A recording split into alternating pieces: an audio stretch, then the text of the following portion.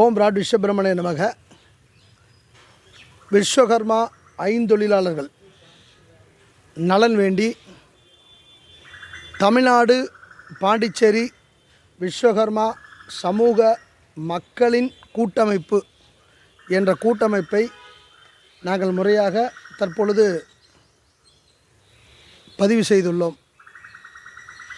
அவருடைய மாநில செயலாளராக ரிக்ரவி ஆச்சாரி அவர்கள், மாநில துணைத் தலைவராக எஸ்எம் கமலஹாசன் ஆச்சாரி அவர்கள், மாநில பொருளாளராக கணேஷ்குமார் ஆச்சாரியர் அவர்கள், கோவை மாவட்ட செயலாளராக சிவமணி ஆச்சாரியர் அவர்கள்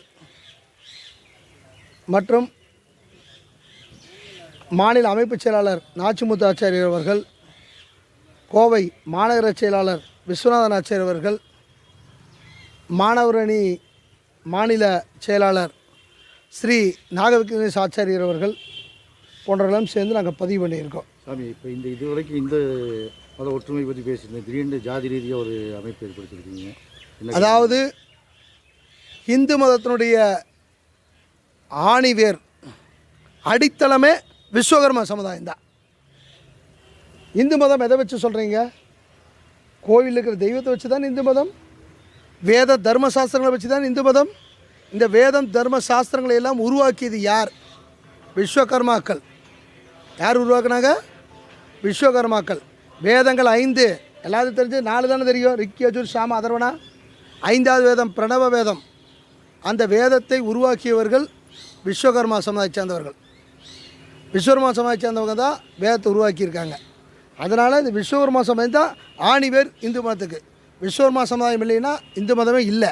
அதனால் நான் விஸ்வகர்மா சமுதாயத்துக்கு உருவாக்குனது இந்து மதத்துக்கு உருவாக்குனது தான் அர்த்தம். இது மூலம் இந்து மதம் வளர்ச்சி அடைகிறீங்க. கண்டிப்பாக விஸ்வகர்மா சமுதாயத்துடைய வளர்ச்சி இந்து மதத்துடைய வளர்ச்சி. ஏன்னால் ஒரு கல் எடுத்தால் என்ன செய்கிறோம்? கோயில் செய்கிறோம். கல் எடுத்து கோயில் செய்கிறோம். அதே கல் எடுத்து தான் சிலையை உருவாக்கி இந்து மதத்துடைய பண்பாட்டை கொடுக்குறோம். தாலிங்கிற பண்பாடு இந்து மதம் தான் இருக்குது.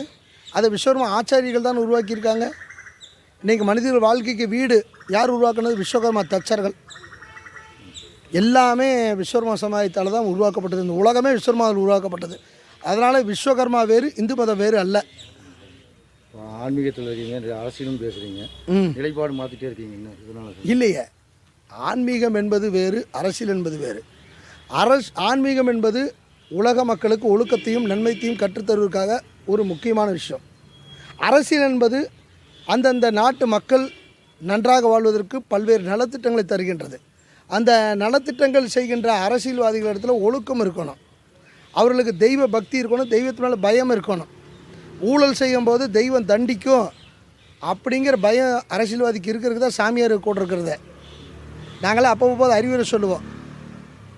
நாங்கள் அறிவுரை சொல்கிறனால தான் இதாக இருக்குது. நாங்கள் இருக்கிற இடத்துல நிச்சயமாக ஊழல் இருக்காது. அதனால் ஆன்மீகம் கலந்த அரசியல் தான் மக்களுக்கு நன்மை தரும்.